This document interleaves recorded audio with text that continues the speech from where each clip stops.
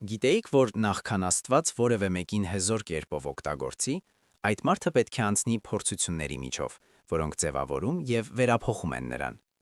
Հնարավոր է հենց հիմա դուք դժվարությունների, երկար սպասման կամ ցավի պահերի միջով եք անցնում եւ հարցնում եք. «Ինչու Տեր, ինչու եմ ես սա անցնում»։ Պատասխանը պարզ է. Աստված պատրաստում է ձեզ, ինչպես կավագործը ձևավորում է կավը։ Ամեն մի փորձություն, որով դուք անցնում եք, ավելի բարձր նպատակ ունի։ Այս տեսանյութում մենք միասին կբացահայտենք 7 փորձություն, որոնք Աստված տալիս է մարդուն, նախքան սկսի օգտագործել նրան։ Վերջում դուք կհասկանաք, որ յուրաքանչյուր փուլ, որքան էլ դժվար թվա, արժե այն։ Նախքան սկսենք, գրեք մեկնաբանություններում. Տեր, ես պատրաստ եմ քեզ կողմից ձևավորվելու եւ հայտարարեք ձեր հավատը։ Նախքան Աստված սկսի օգտագործել ձեզ, նա ձեզ անցկացնում է 7 փորձության միջով։ Երբևէ մտածել եք, թե ինչու է Աստված, որ այդքան սիրում է մեզ, թույլ է տալիս անցնել այդպիսի դժվար պահերի միջով։ Երբեմն փորձությունները անարդար եւ նույնիսկ դաժան են թվում, բայց յուրաքանչյուր մարտահրավերի հետևում ավելի բարձր նպատակ կա։ Աստված երբեք ցավ թույլ չի տալիս առանց պատճառի, եւ յուրաքանչյուր մի փորձություն ունի իր նպատակը։ Սպորտսմենը մրցումներին պատրաստվելու համար անցնում է ինտենսիվ մարզումների միջով։ Նույն կերպ դուք էլ պետք է ձևավորվեք այն առաքելության համար, որ Աստված պատրաստել է ձեր կյանքի համար։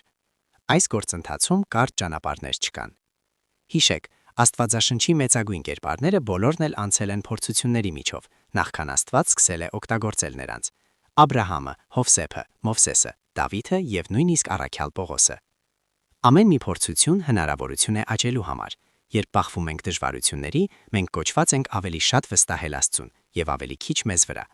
Նա օգտագործում է այդ պահերը մեր հավատը ամրացնելու, բնավորությունը ձևավորելու եւ այնպիսի դասեր տալու համար, որոնք այլ կերպ չէին կարողանա սովորել։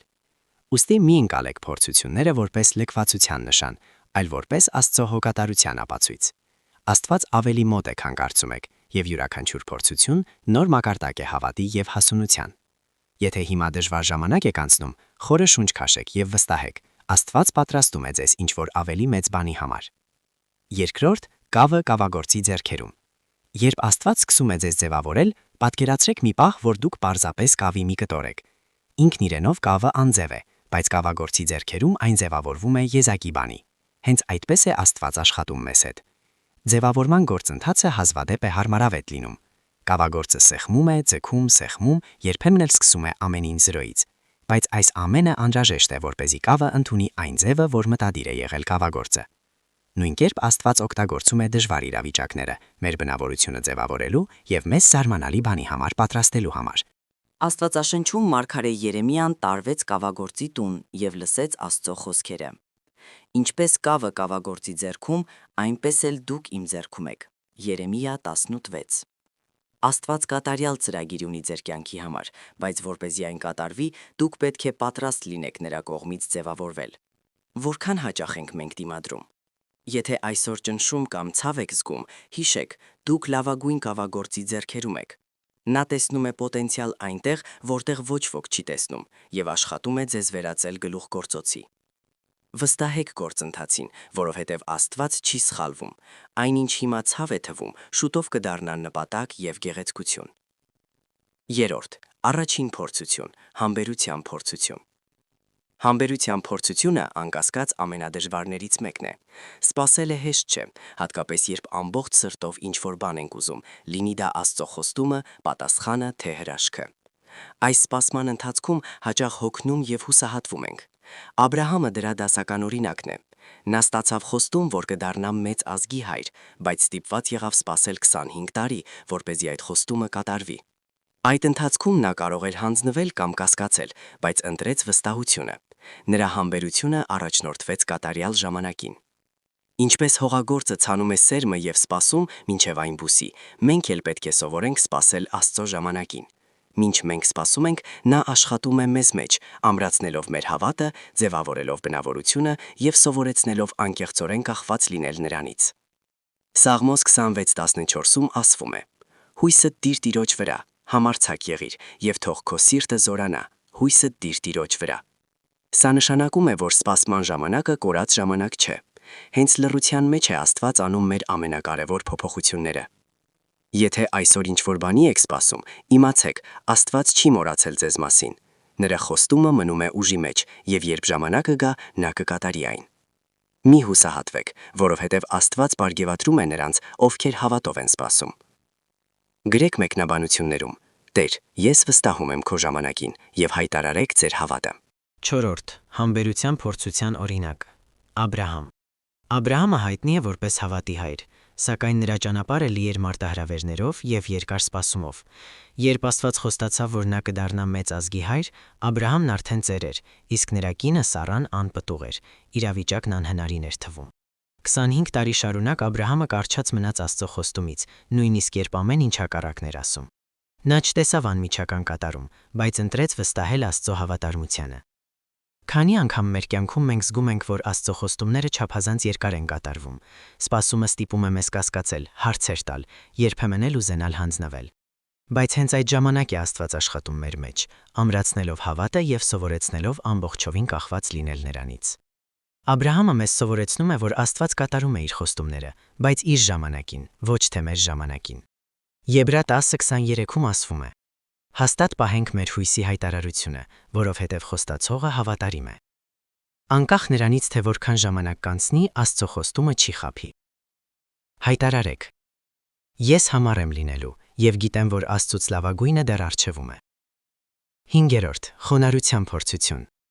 Խոնարհության փորձությունը Աստծո ամենախոր եւ անհրաժեշտ փորձություններից մեկն է։ Հաճախ Աստված մեզ տանում է անանունության վայրեր կամ դնում այնպիսի իրավիճակներում, որոնք չափազանց աննշան են թվում մեր պոտենցիալի համար, բայց հենց այդ պահերին է նա ձևավորում մեր սիրտը։ Դավիթը վառ օրինակ է։ Նախքան թագավոր դառնալը նա տարիներ շարունակ անցկացրեց դաշտում, խնամելով ոչխարներին, հեռու մարդկանց աչքերից։ Նա պայքարում էր առյուծների եւ արջերի հետ, բայց ոչ ոք չէր տեսնում դա։ Երբ Մարգարե Սամուելը եկավ օծելու Իսրայելի ապագա թագավորին, նույնիսկ Դավիթի հայրը չհիշեց նրա մասին, բայց Աստված նայում է ոչ այնպես, ինչպես մարդիկ են նայում, նա նայում է սրտին։ Դավիթը իր խոնարհության մեջ հավատարիմ մնաց փոքր բաներում, եւ դա նրան պատրաստեց մեծի համար։ Խոնարհությունը սովորեցնում է ծառայել, այն պատրաստում է մեզ առաջնորդել կարեկցանքով, իմաստությամբ եւ Աստծուն լիակատար վստահությամբ։ Հակոբոս 4:10-ում ասվում է. Խոնարհվեք Տիրոջ առջև, եւ նա կբարձրացնի ձեզ։ Եթե այսօր զգում եք, որ անում եք ինչ-որ աննշան բան կամ ձեզ չեն գնահատում, հիշեք, Աստված նայում է ձեր սրտին։ Հավատարիմ եղեք այնտեղ, որտեղ հիմա եք, եւ վստահեք, որ նա պատրաստում է ձեզ շատ ավելի մեծ բանի համար։ Հայտարարեք մեկնաբանություններում. Տեր, ես ինձ տալիս եմ քո գործընթացին։ 6. Հավատի փորձություն։ Հավատը մեր հարաբերությունների հիմքն է Աստծո հետ։ Դա վստահությունն է անտեսանելիին։ Հավատալ է նույնիսկ երբ ամեն ինչ հակառակն է ասում։ Հավատի փորձությունը ամենադժվարներից մեկն է, որովհետև պահանջում է լիակատար հանձնվել Աստծուն, նույնիսկ եթե չենք հասկանում, թե ինչ է նա անում։ Աբրահամը հավատի մեծագույն օրինակն է։ Աստված խնդրեց նրանից զոհաբերել Իսահակին, խոստման որդուն, որին սպասել էր տարիներ շարունակ։ Պատկերացրեք Աբրահամի ցավն ու ներքին պայքարը, եւ այնուամենայնիվ նա հնազանդվեց, վստահելով, որ Աստված կապահովի ելքը։ Այս արարքը մեզ սովորեցնում է մի կարևոր ճշմարտություն. իսկական հավատը բացատրություններ չի պահանջում, այն պարզապես վստահում է։ Վերջին պահին Աստված միջամտեց եւ խնայեց Իսահակին, ցույց տալով, որ Աբրահամի հնազանդությունն ու հավատը անսասան էին։ Նոյն եւս հավատի օրինակ է։ Նա կառուցեց հսկայական տապան առանց անձրևի մի կաթիլ տեսնելու։ Նրանց աղրում էին, չէին հասկանում, բայց նա վստահեց Աստծո խոսքին։ Նրա հավատը փրկեց իրեն եւ իր ընտանիքը։ Երբեմն Աստված մեզ խնդրում է գործել հավատով, առանց տեսանելի նշանների։ Եթե այսօր ձեր կյանքում հավատի փորձություն ունեք, մի հանձնվեք։ Գրեք մեկնաբանություններում. Տեր, իմ հավատն է քեզ մեջ է։ 7. Համառության փորձություն։ Համառության փորձությունը սովորեցնում է մեզ չհանձնվել։ Քանի անգամ երբ դժվարությունների ենք բախվում, ուզում ենք ամեն ինչ քողնել, հրաժարվել Աստծո խոստումից, բայց հենց այդ պահերին է Աստված մեզ կոչ անում առաջ շարժվել։ Հոբը Աստվածաշնչի ամենավառ օրինակն է համառության։ Նա կորցրեց ամեն ինչ, ընտանիքը, ունեցվածքը, առողջությունը, եւ այնուամենայնիվ նա Աստծուն չանիծեց։ Նա ասաց. Տերը տվեց, Տերն էլ առավ, օրհնյալ լինի Տիրոջ անունը։ Հոբ 1:21։ Հոբը չհանձնվեց, եւ վերջում Աստված վերականգնեց նրա ամեն ինչը կրկնապատիկով։ Պողոս առաքյալը նույնպես անցավ անթիվ հետապնդումների, բանտերի, նավաբեկությունների, ծեծերի միջով, բայց երբեք չհրաժարվեց Աստծո տված առաքելությունից։ Նա հասկանում էր, որ յուրաքանչյուր դժվարություն հնարավորություն է Աստծո հավատարմության մասին վկայելու։ Համառությունը ցավն անտեսելը չէ, այլ ցավի միջով առաջ շարժվելն է, իմանալով, որ Աստված կողքիդ է եւ զորացնում է քեզ յուրաքանչյուր քայլի ժամանակ։ Ռոմ 5:3-4-ում ասվում է, որ համառությունը բնավորություն է ձևավորում, իսկ բնավորությունը հույս է առաջացնում։ Մի հանձնվեք, Աստված ձևավորում, զորացնում եւ պատրաստում է ձեզ ավելի մեծ բանի համար։ Յուրաքանչյուր քայլը, նույնիսկ արդյունքներով, կառուցում է ձեր հաղթանակի ապագան։ Գրեք մեկնաբանություններում. Տեր, ես չեմ հանձնվի, վստահում եմ քեզ։ Իովը, երբ ամեն ինչ կորած է, բայց հավատը մնում է անսասան։ Աստվածաշնչի քչերն են այնքան խոր ազդեցություն ունեցել, որքան Իովի պատմությունը։ Նա կորցրեց ամեն ինչ՝ ունեցվածքը, երեխաներին, առողջությունը։ Պատկերացրեք այդ ցավը, դատարկությունը, հարցերը, որոնք լցրեցին նրա սիրտը։ Եվ այնուամենայնիվ Իովը զարմանալի բան արեց։ Փոխանակ դժգոհելու նա ընտրեց երկրպագել Աստծուն եւ ասաց. Բայց ես գիտեմ, որ իմ փրկիչը ողջ է եւ վերջին օրը նա կկանգնեցնի ինձ հողից։ Հոբ 19:25։ Իովը հասկացավ, որ իր հավատը կախված չէ հանգամանքներից, այլ Աստծո բնավորությունից։ Երբ կորուստներ եւ տառապանքներ ենք ապրում, հեշտ է կասկածել եւ հեռանալ Աստծուց, բայց Իովը մեզ սովորեցնում է, որ հենց այդ պահերին պետք է ավելի մոտենալ նրան։ Տառապանքը կարող է դառնալ Աստծո հետ հանդիպման վայր, որտեղ մեր հավատը ավելի ամուր է դառնում, իսկ վստահությունը ավելի խոր։ Վերջում Աստված վերականգնեց Իովին։ Սա մեզ հիշեցնում է, որ փորձությունը պատմության ավարտը չէ։ Աստված ցավը վերածում է հաղթանակի։ Եթե այսօր կորուստներ կամ տառապանքներ եք ապրում, հիշեք Իովի պատմությունը։ Աստված տեսնում է ձեր ցավը, նա ձեզ հետ է, եւ ձեր հավատը պարգևատրվելու է։ Հայտարարեք մեկնաբանություններում. Ես գիտեմ, որ իմ փրկիչը ողջ է։ 8. Սիրո եւ ներողամտության փորձություն։ Ամենադժվար փորձություններից մեկը սիրո եւ ներողամտության փորձությունն է։ Երբեմն դա անհնարին է թվում, բայց այն անհրաժեշտ քայլ է, որպեսզի Աստված սկսի հզոր կերպով օգտագործել մեզ։ Հովսեփը վառօրինակ է։ Նրան եղբայրները վաճառեցին ստրկության, անարդար կերպով բանտ գցեցին։ Տարիներ անց, երբ հնարավորություն ունեցավ վրեժ լուծելու, նա ընտրեց ներել։ Հովսեփն ասաց. Դուք իմ դեմ չարություն մտածեցիք, բայց Աստված այն բարու վերածեց։ Ծնունդ 50:20։ Ներողամտությունը մեզ ազատում է անցյալի ծանրությունից եւ բացում տարածք Աստծո համար, մեր կյանքում նոր բաներ անելու։ Երբ ներում ենք, մենք արտահայտում ենք Քրիստոսի բնավորությունը եւ դառնում նրա սիրո գործիքներ։ Հիսուսը ներողամտության ամենամեծ օրինակն է։ Խաչի վրա նա աղոթեց իր խաչափորագրողների համար, ասելով. Հայր, ներիր նրանց, որովհետև չգիտեն, թե ինչ են անում։ Ղուկաս 23:34։ Եթե ինքը Քրիստոսը ներեց, ովքեր ենք մենք, որ չներենք։ Եթե այսօր վիրավորանքներ եք կրում, խնդրեք Աստծուն ուժ տալ ներելու համար։ Դա հեշտ չէ, բայց ազատում է։ Հայտարարեք մեկնաբանություններում. Տեր, սովորեցրու ինձ ներել։ 9. Աստծուց կախվածության փորձություն։ Քանի անգամ մենք կարծում ենք, թե կարող ենք ամեն ինչ ինքներս անել։ Աստծուց կախվածության փորձությունը ամենափոխակերպողներից մեկն է, որովհետև սովորեցնում է, որ առանց նրա մենք ոչինչ ենք եւ ոչինչ չենք կարող անել։ Գեդեոնը վառօրինակ է։ Երբ Աստված կանչեց նրան ազատել Իսրայելին, նա սկսեց 32,000 մարդու բանակով, բայց Աստված կրճատեց այն մինչև ընդամենը 300 մարդ։ Մարդկային տեսակետից հաղթանակն անհնար էր, բայց Գեդեոնը վստահեց, որ հաղթանակը գալու է Աստծուց, ոչ թե իր ուժերից։ Նույնը մեզ հետ է լինում։ Աստված թույլ է տալիս իրավիճակներ, երբ մեր ռեսուրսները սպառվում են, որպեսզի մենք սովորենք բացառապես նրա վրա հենվել։ Երբ հասնում ենք մեր սահմանին, նա ցույց է տալիս, որ ինքն է մեր ուժի, իմաստության եւ ապահովման աղբյուրը։ Արաք 3:5-6-ում ասվում է. Վստահիր Տիրոջը քո ամբողջ սրտով եւ մի հենվիր քո իմաստության վրա։ Բոլոր քո ճանապարհներում ճանաչիր նրան եւ նա կուղղի քո շավիղները։ Եթե այսօր զգում եք, որ ուժ կամ ռեսուրսներ չունեք, հիշեք, Աստված ձեր ուժն է։ Գրեք մեկնաբանություններում. Տեր, իմ հույսն ո՞ն քեզ վրա է։ 10. Հնազանդության փորձություն։ Հնազանդությունը Աստծո հանդեպ սիրո եւ վստահության ամենամեծ նշաններից մեկն է։ Երբեմն Աստված մեզ կոչ է անում անել այնպիսի բաներ, որոնք չենք հասկանում կամ անհնարին են թվում, բայց հենց այդ պահերին են աստուգում մեր սիրտը։ Աբրահամը հնազանդության ամենավառ օրինակն է։ Աստված խնդրեց նրանից զոհաբերել Իսահակին, իր խոստման որդուն։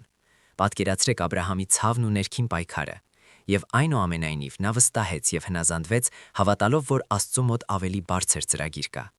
Վերջին պահին Աստված միջամտեց եւ ցույց տվեց, որ Աբրահամի հնազանդությունը խոր եւ անկեղծ էր։ Հովնանն էլ սովորեցնում է մեզ հնազանդության մասին։ Սկզբում նա հրաժարվեց Աստծո կոչից Նինվեում քարոզելու եւ փախավ։ Բայց 3 օր ու գիշեր մեծ ձկան որովայնում անցկացնելուց հետո Հովնանը հասկացավ, որ Աստծո կամքին հնազանդվելը միշտ լավագույն ճանապարհն է։ Աստված պահանջում է հնազանդություն ոչ թե պատժելու, այլ մեզ իր կատարյալ կամքի կենտրոն տանելու համար։ Երբ ընտրում ենք հնազանդվել, նույնիսկ առանց ամեն ինչ հասկանալու, մենք բացում ենք դռներ հրաշքների, օրհնությունների և հոգևոր աճի համար։ Հիսուսը հնազանդության բարձրագույն օրինակն է։ Փիլիպպեցիս 2:8-ում ասվում է. «Խոնարհվեց, հնազանդ եղավ մինչև մահ, և մահ խաչի մահ»։ Նրա հնազանդությունը փրկություն բերեց ողջ մարդկությանը։ Եթե այսօր Աստված ձեզ ինչ-որ բան է խնդրում, մի կասկածեք, վստահեք, որ նրա ծրագիրը կատարյալ է։ Գրեք մեկնաբանություններում. «Տեր, ես ընտրում եմ հնազանդվել քո կամքին»։ Վերջնական. ինչու չի թողնում Աստված ցավը անիմաստ լինել։ Երբևէ մտածել եք, որ յուրաքանչյուր արդյունքի և ցավի հետևում ավելի բարձր նպատակ կա։ Աստված երբեք չի թույլ տալիս մեզ անցնել ինչ-որ բանի միջով առանց պատճառի։ Յուրաքանչյուր մարտահրավերը ձևավորում է մեզ, սովորեցնում է և պատրաստում ապագայի համար։ Հովսեփը տարիներ անցկացրեց բանտում, անարդար մեղադրանքով, բայց հետո ասաց իր եղբայրներին. «Դուք իմ դեմ չարություն մտածեցիք, բայց Աստված այն բարու վերածեց»։ Ծնունդ 50:20։ Այն, ինչ անարդարություն էր թվում, դարձավ նրա ընտանիքի և ամբողջ ժողովրդի փրկության միջոցը։ Նույնը տեղի է ունենում ձեր կյանքում։ Հնարավոր է հիմա չեք հասկանում, թե ինչու է այդքան ցավ եք ապրում։ Բայց մի օր հետ նայելով կտեսնեք, որ Աստված օգտագործել է յուրաքանչյուր դժվար պահ ձեզ վերափոխելու և մեծ նպատակի համար պատրաստելու։ Հռոմեացիս 8:28-ը երաշխավորում է մեզ. «Գիտենք, որ Աստծուն սիրողներին, նրանց, որ կոչված են նրա որոշմամբ, ամեն ինչ համագործակցում է բարու համար»։ Սա նշանակում է, որ նույնիսկ փորձությունները փրկագնող իմաստ ունեն։ Մի հուսահատվեք գործընթացի ընթացքում։ Աստված աշխատում է, նույնիսկ եթե դուք չեք տեսնում։ Այսօրվա ցավը կարող է վաղը դառնալ վկայություն, որ կոչի հազարավոր մարդկանց։ Գրեք մեկնաբանություններում. «Տեր, ես վստահում եմ քո ծրագրին իմ կյանքի համար»։ Երբ անցնեք համբերության, խոնարհության, հավատի, համարության, սիրո, կախվածության և հնազանդության փորձությունները, դուք կլինեք պատրաստ դառնալու գործիք Աստծո ձեռքերում։ Այս փորձությունները ձևավորում են ձեր բնավորությունը, ամրացնում հավատը և պատրաստում այն նպատակի համար, որի համար ստեղծվել եք։ Աստված չի օգտագործում նրանց, ովքեր չեն անցել փոխակերպման գործընթացը։ Մովսեսը, Դավիթը, Հովսեփը, Աբրահամը, Պողոսը բոլորն անցել են փորձությունների միջով, նախքան Աստված սկսել է հզոր կերպով օգտագործել նրանց։ Աստված գիտի ձեր սիրտը, ձեր դժվարությունները և այն, ինչ ուզում է կատարել ձեր միջոցով։ Երբ լիովին հանձնվեք նրան, նա կարող է անել ավելին, քան երբևէ կարող եք պատկերացնել։ Բայց հիմա Տեր, դու մեր հայրն ես, մենք կավը, իսկ դու մեր կավագործը, և մենք բոլորս քո ձեռքի գործն ենք։ Եսայիա 64:8։ Վստահեք, որ Աստված ձեզ ձևավորում է սիրով և հոգատարությամբ։ Հայտարարեք հավատով. «Տեր, ես պատրաստ եմ լինել գործիք քո ձեռքերում»։ Եթե այս խոսքը դիպչեց ձեր սրտին, հիշեք, որ այն ամենը, ինչով անցնում եք հիմա, գործընթացի մաս է, տանող դեպի մեծ բան, որ նա պատրաստել է ձեզ համար։ Շատ շնորհակալություն, որ իմ հետ էիք մինչև վերջ։ Եթե այս տեսանյութը օրհնություն եղավ ձեզ համար, մի մոռացեք դրել լայք, բաժանորդագրվել ալիքին և կիսել այն նրանց հետ, ում ևս պետք է լսել այս խոսքը։ Մի կանգ առեք այստեղ, նայեք հաջորդ տեսանյութը ալիքում։ Այն լի է նոր ուղղություններով և ոգեշնչումով ձեր ճանապարհի համար Աստծո հետ։ Թող Աստված արատորեն օրհնի ձեզ և հանդիպենք հաջորդ տեսանյութում։